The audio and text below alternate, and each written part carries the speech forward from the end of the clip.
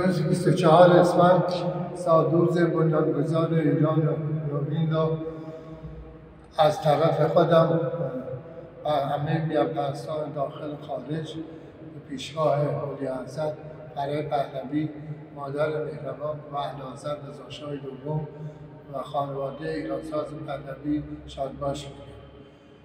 هموطنان عزیزم، من سرباز خوشحال هستم که در عرض این مدت طولانی هیچ وقت پادشاه تنها نذارم. من یک پهلوی خواه هستم و تا آخر عمرم نمیذارم خاطره این دو ابرمرد تاریخ ایران است و رضاشاه دوم خاطره بره. فدای همتون میشم. زنده و جاوید باد سلسله پهلوی، پاینده باد ایران. خیلی متشکرم.